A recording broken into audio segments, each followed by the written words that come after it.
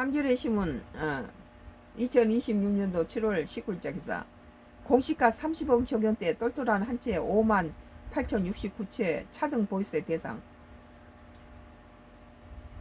그러니까 문재인 정부 때 강남 죽이게 하더니 또 이재명 정부 들어서 강남 더 죽이게 하고 있는 거예요 지금. 김용건 청와대 정책실장이 실거주 목적의 1주택자라 하더라도 초고가 주택에 대해서는 보유세를 차등 과세하겠다는 방침을 시사하면서 초고가 주택이란 게 또 뭐냐는 거예요. 얼마부터 초고가가 주택이 될지 시장의 관심이 집중되고 있다. 시세의 30억에서 50억 사이에서 정해질 거라는 예상이 유력한 가운데 정부 최종 결정에 따라 전국 주택의 최소 0.3%에서 최대 2%대 수준에 해당하는 주택이 보유세 차등 적용 대상이 될 것으로 보인다. 뭐 내가 보기에는 강남지 전부가 다 될 것 같아요. 내가 보기에는. 19일 국토교통부의 올해 공동주택 공시가격 자료를 보면 현실화율 시세 반영 69% 적용돼 공시가격 30억 원은 시세 약 43억 5천만 원을 초과하는 주택은 전국에 5만 869호로 전국 주택의 0.32% 수준이다. 기준을 낮춰 공시가격 15억 시세 약 21억 7천만 원 초과로 범위를 넓혀 전국 주택에 차지하는 비중은 2.03%다. 앞서 지난 14일 국무회의에서 이재명 대통령 유튜브 실시간 댓글창에 초고가 주택의 기준에 대해서 시세 20억이나 30억 의견이 많이 나오자 의외다 한 50억 할 줄 알았다고 했다. 이에 30억에서 50억 사이에 정해질 수 있다는 관측이 나온다. 30억 50억이 아닌 데가 어디 있습니까 강남에. 뭐 이재명 대통령이 저 분당에 집 팔더니 뭐 이제 뭐 1가구 2주택까지 때리고 있네요. 그 뭐 신문 보도가 뭐 틀리지 않은 것 같아요. 내가 보기에도. 초고가 주택에 대한 보유세 부담을 가중하는 것이 현실화될 경우 대부분 서울 고가 아파트에 부담이 집중될 것으로 보인다. 공시가격 30억 초과 주택의 99.3%가 서울에 몰려있는 데다가 서울 전체 공동주택 중 공시가격 15억 초과 주택 비중은 이미 10.4%로 10가구 중 1가구 꼴에 달하기 때문이다. 이 대통령 국무회의에서 시세 20억을 기준으로 두고 그렇게 하면 우리 큰일 날 것 같다고 다소 부정적으로 밝힌 이유로 서울 공동주택의 10%에 해당되기 때문인 것으로 풀이된다. 전부 구민하고 원수되는 거예요. 최근 실거래도 시가 30억 원 이상 아파트 거래는 강남 상구에 밀집되어 있다. 그러니까 강남 죽이기를 하는 거예요 이게. 국토교통부 실거래 공개 시스템상 지난해 7월부터 올해 6월까지 1년간 서울 아파트 거래 7만 5,782건 중 시가가 30억 이상은 3,340건으로 전체의 4.4% 비중을 차지했다. 얼마 전에 서울 가니까 아파트들 시세를 좀 알아봤더니 뭐 30억 이하짜리 없어요. 30억 이상 거래 중 82% 2,736건은 강남 서초, 송파 등 강남 상구에 이루어지고 있다. 전문가들 사이에서도 초고가 기준을 어디에 둘지 두고 의견이 엇갈리고 있다. 자기들이 정치를 잘못해서 올려놓고는 그걸 어디다가 세금을 물립니까? 정치를 잘했으면 이렇게 오래 가겠어요? 재정경제부가 지난 16일 개최한 부동산 세제 국민의 의견 경청 토론회에서 패널로 나온 유튜브 채널 광순의 복덕방의 이광수 대표는 초고가 기준을 시가 45원으로 제시했다. 그는 모든 주택의 종합부동산세가 올라가면 정권이 바뀐 뒤 이를 낮추려고 할 수 있는데 초고가 주택만 올리면 40억 이상 주택 보유자 3만 명을 위해 세부담을 낮추는 쪽으로 법을 바꾸는 건 불가능하다. 3만 명의 세금의 교정 역할을 포기할 정치는 없을 거라고 본다. 말했다. 심층진 건국대 교수 경약은 공시가격 35억, 시가 55억 이상 고가 주택에 대해 종부세를 적용할 때 공제 적용률을 10%포인트 차감할 필요가 있다며 시가 55억을 초고가 주택 기준으로 제시했다. 한겨레 신문 공시가 30억 적용된 똘똘한 채 5만 8,069채 차등 보유세 대상이라는 기사입니다. 썬가 크루스 나의 정치 코멘트예요.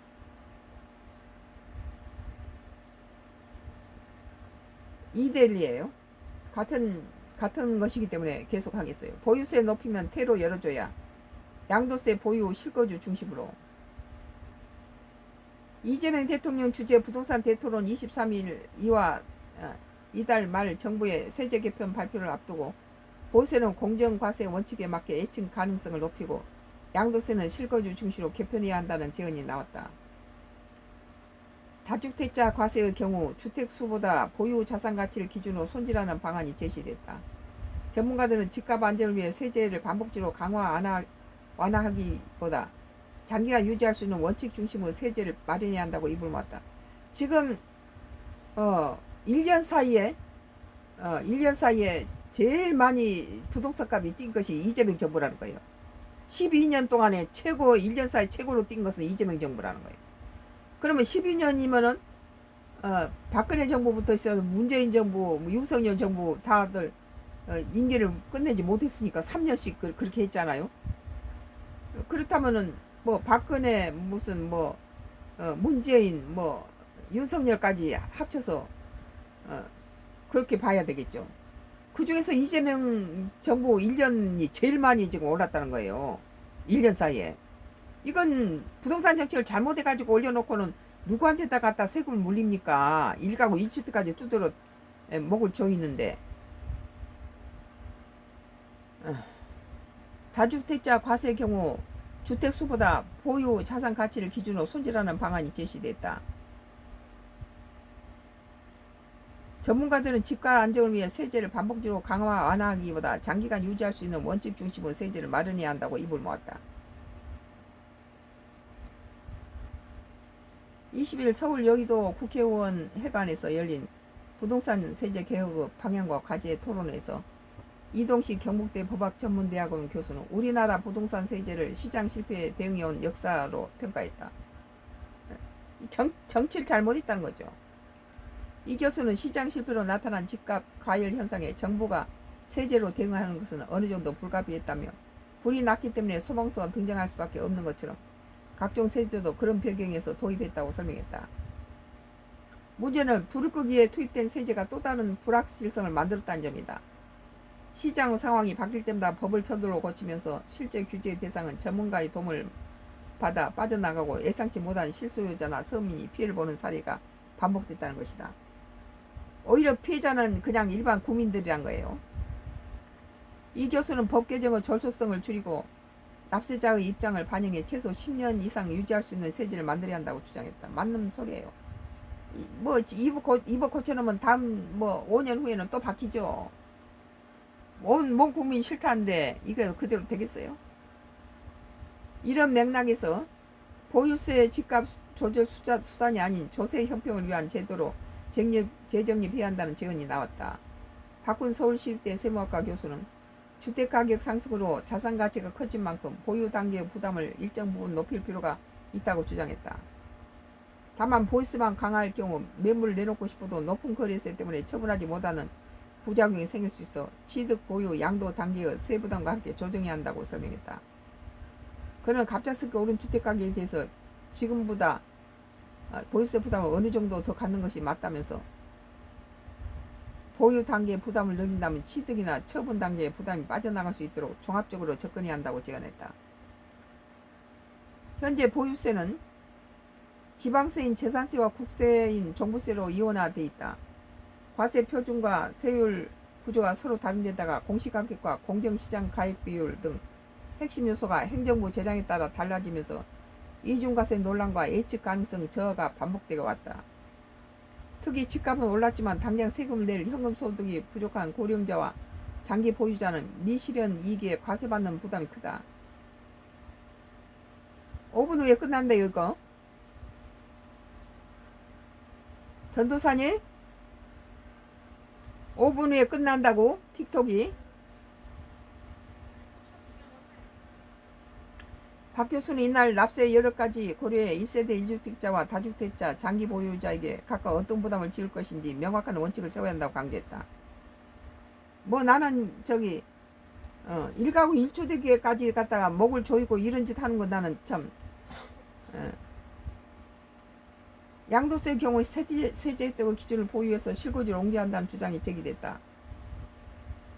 이중교 연세대 법학전문대학교 교수는 장기 보유 특별 공제에서 보유기간 비중은 줄이고 거주기간 비중을 높이면 갭투자, 전세기고 매매를 억제하는 효과를 낼 것으로 예상된다. 단 부득이한 사유로 실제 거주하지 못하는 경우는 예외를 인정할 필요가 있다고 덧붙였다. 조고가 1주택의 과도한 혜택이 집중되는 문제도 손질 대상으로 꽂았다. 현행 최대 80%인 장기 보유 특별 공제율을 낮추거나 공제 한도를 설정해 이른바 똘똘한 한 채에 대한 세제상 유인을 줄이는 방안이 대안으로 제시됐다. 다주택자 양도세 주택 수만원 중과 여부를 결정하기보다 보유 주택의 전체 가액을 기준으로 세부담을 정하는 방안을 제시했다. 그런 다주택자에 대한 중과세는 똘똘한 한 채 가능하게 하는 핵심 장치라며 주택수보다는 가격 기준으로 과세 체계를 짜는 게 타당할 것이라고 했다. 그러니까 여러 사람이 가질 수 있는 집을 한 사람이 많이 가진 거 이게 잘못된 거지. 그 집이 살다 보면 오르기도 하고 내리기도 하고 이런 건데 그 집값으로 그 사람은 한 사람은 그 가족의 숫자에 따라서 식구가 많으면 큰 집에 살 수도 있고 여러 가지 그런 한 사람이 하나의 집을 갖는다는 거 그 자체가 전 국민들의 집안에나 가질 수 있는 그런 주택 정책에 거의 한 것이지.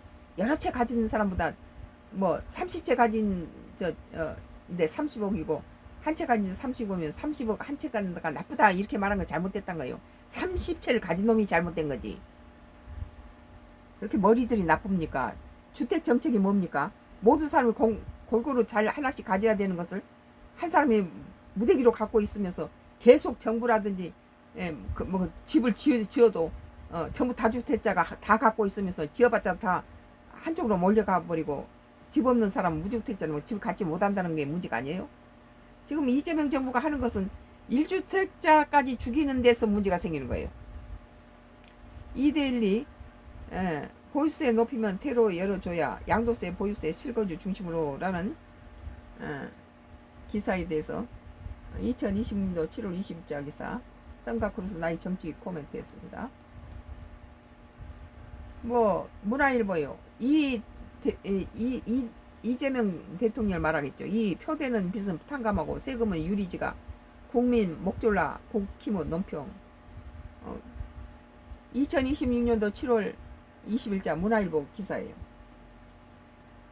국민의힘이 이재명 대통령 채무 탕감 발언과 세금 체납 관리 강화 방침을 동시에 겨냥해 표가 되는 채무자의 빚은 선심 쓰듯 탕감해주면서 국가 곳간을 채울 세금은 유리지가 국민은 목을 졸라 받아내겠다는 얄팍한 심사위로 지겠다. 나도 동감이에요. 이건 뭐하기 그러면 25만원씩을 줍니까?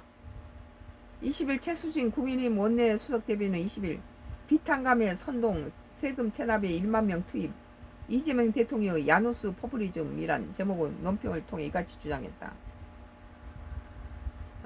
특히 최 원내 수석 대변인은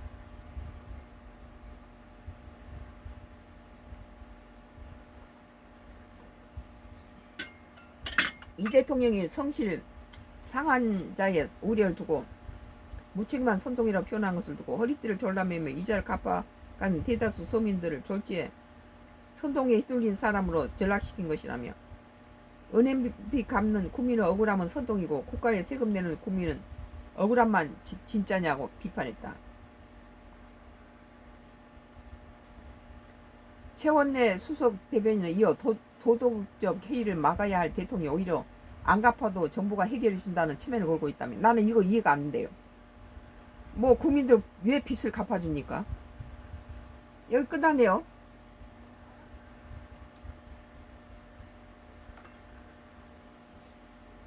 그래서 안 갚아도 정부가 해결해 준다는 체면을 걸고 있다며 무분별한 탕감이 불러올 금융 시스템 붕괴의 청구서는 결국 법을 지키는 국민의 몫으로 돌아온다고 강조했다. 그러면서 성실한 국민을 우롱하는 기형적인 이중잣대 당장 거두라. 국민의 빚을 갚아준다라면서 이렇게 1가구 1주택까지 갖다 목을 조여서 이런 세금을 걷어내는 거 이거 자체는 1가구 2주택까지 먹을 조이는 것은 이거 잘못됐다는 거죠.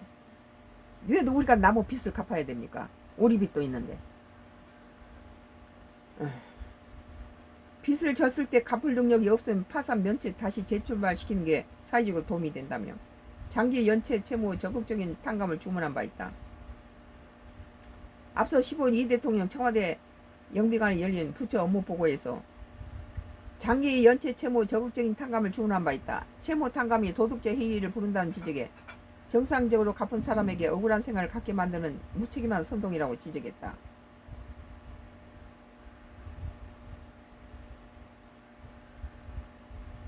다만 이 대통령 같은 자리에서 국세청 체납관리단 확대도 언급했다. 이 대통령 인건비 이상으로 세외 수입이 생기고 일자리도 생기는데 인력을 1만 명에서 더 늘려도 된다며 속도를 내서 세금 떠먹으면 안 되는구나 하는 생각이 들게 해야 한다고 말했다. 빚을 갚아준다라면서 세금을 이렇게 빚을 갚아준다는 것이 결국은 억울하게 세금 뜯어가지고 거기 나무 빚 갚아줄 거 아니에요. 무책임하게. 한편 국세청은 그동안 각 부처가 개별적으로 징수하던 과태료, 과징금 등 국세 외 수익까지 통합한 관리하는 통합재정수익기관으로 전환을 추진하고 있다. 임광영 국세청장은 실태 확인인 원 교육에서 체납관리단은 조세정의, 재정확보, 일자리 창출, 체납정리, 복지연계 등 일석오조 효과가 있다고 밝혔다. 빚을 갚아준다는 것 자체가 난 잘못됐다고 봐요. 그러면서 세금을 엄청 뜯어내잖아요. 오늘 문화일보 2026년 7월 20일자 기사. 이 표되는 빚은 탕감, 세금은 유리주가, 국민 목졸라, 국힘은 논평이었습니다.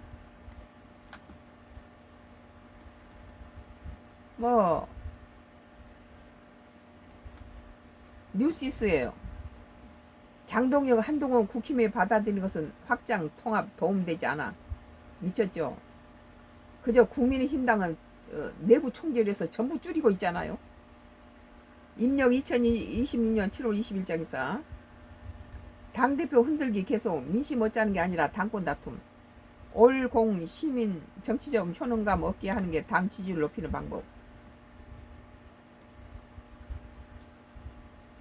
장동혁 국민의힘 대표는 20일 한동훈 의원을 국민의힘으로 받아들인 것은 국민의힘 확장이나 당내 통합에 도움이 되지 않는다고 확신한다고 말했다. 이 장동혁이는 부산 북갑 시민들이 다 심판을 내렸죠. 자기가 잡아먹은 장동혁을 부산 북갑 시민들이 다시 당선시킨 건 뭡니까? 장 대표는 이날 오후 KBS 사사건건에 출연해 한의원 당원 게시판 사건의 법적 문제가 수사에서 확정된다면 윤리 제명징계 사면은 불가능해지지 않은 CG 질문에 범죄행위이기 때문에 징계했다. 그리고 더 중요한 건 법적인 문제뿐만 아니라고 이같이 말했다. 장동혁이가 갖다가 김종혁이라든지 배현진 의원들을 갖다가 한 거 법원에서 뭐라 했습니까? 다 기각시켜버렸잖아요.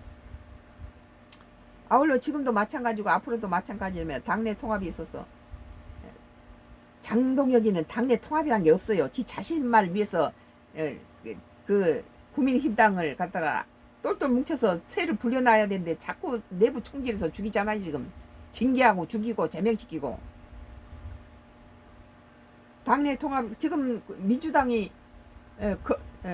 경찰한테다 힘을 몰아줘가지고 경찰이 무조건 그냥 갖다 집어서 갖다 구속시켜버리고 마음대로 구속시키고 오고 검찰이든 통보만 하게끔 돼 있잖아. 지금 법을 그렇게 만들고 있잖아요. 검찰의 재조사에 대해서 그걸 폐쇄시킨다는 것은 국민들한테 굉장히 피해자들한테 굉장한 마이너스가 되는 거죠. 자기 검찰이 수사해줘야 될 것을 개인이 돌아다니면서 그걸 할 수 있는 것이 전문직이 아니기 때문에 힘들죠. 장 대표는 자신에 대한 비판행위까지 징계 대상으로 삼다는 일각의 지적에 대해 저에 대해 비판한 사람을 징계하겠다는 말을 한 번도 한 적이 없다고. 아니 김종혁이라든지 배현진이가 장동혁이 갖다 비판하다가 징계당한 거고 한동훈이 가서 뭐 선거운동 한 사람은 다 징계하겠다 이런 거 아니에요? 우리 당에 공천한 후보가 있는데 다른 당 후보를 돕거나 무소속 후보를 돕는 건 명백한 행위 해당이라며 한 의원의 선거를 도운 후보에 대한 징계 필요성을 재차 내비쳤다. 아 참. 당내에서 사퇴론이 계속 제기된 데 대해서는 지방선거 전에도 지방선거 후에도 당대표 흔들림이 계속됐다며 당대표를 흔드는 분은 민심을 얻는 것도 아니고 중도를 확장하지 않은 것도 아니고 국민의 마음을 얻는 방향으로 나가는 것도 아니고 당권 다툼은 다름이 아니다 라고 말했다. 말은 또 자기 똑똑하지도 않아요. 정확한 말이 아니에요. 자기 중심적으로 뭐 잘못 해석해가지고 하는 말을 보면 아주 답답해요. 최근 여론조사에서 정당 지지도가 상승 추세를 보인 데 대해서 또 자기 탓으로 하겠죠. 지방선거 이후에 발생한 이 엄청난 투표지 부족 사태 이후의 이슈에 대해서 국민의힘은 시민과 함께 가고 있고 민주당 외면하고 있다. 그것이 지지율 큰 편을 이끌었다고 생각한다고 말했다. 그러니까 착각은 자유예요. 지금 우리 국민은 장동혁이가 곧다짓 하지 말고 투표 용지가 문제가 아니고 지금 국민들의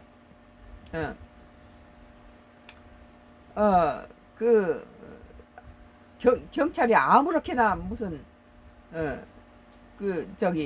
원하면은 국민들을 다 갖다가 구속시켜버리는 그런 법이 지금 통과되고 있잖아요.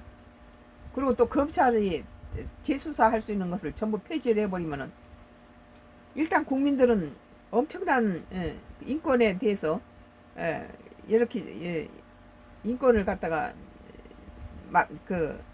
흔드는 그런 일이죠. 그게 피해자가 그런 도움을 받지 못하고 전문적인 검찰의 도움을 받지 못하고 이번에 광주에서 16살 먹은 고등학생 어린 애가 23살 먹은 지 아빠가 검찰 간부한테다가 성추행당하고 살해당한 사건이 뭐예요? 그 애가 가져온 차가 검찰 간부 차니까 다 덮어버린 거 아니에요? 검찰이 얼마나 썩었는지 우리는 다 알고 있죠.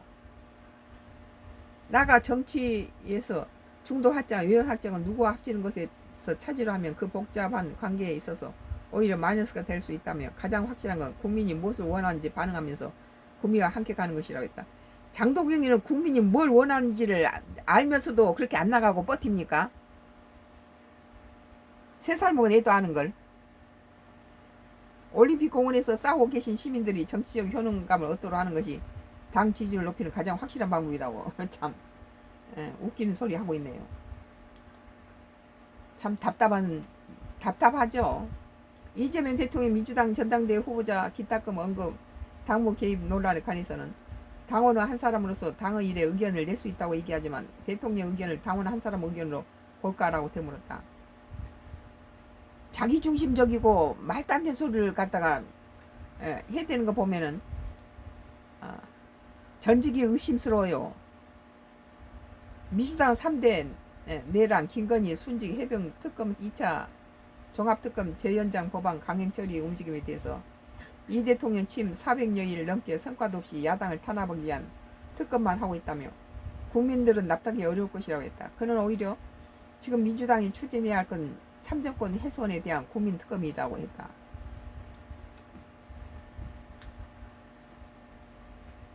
제로를 만들었네요. 뉴시스 2026년도 7월 20일자 기사입니다. 마지막 거예요.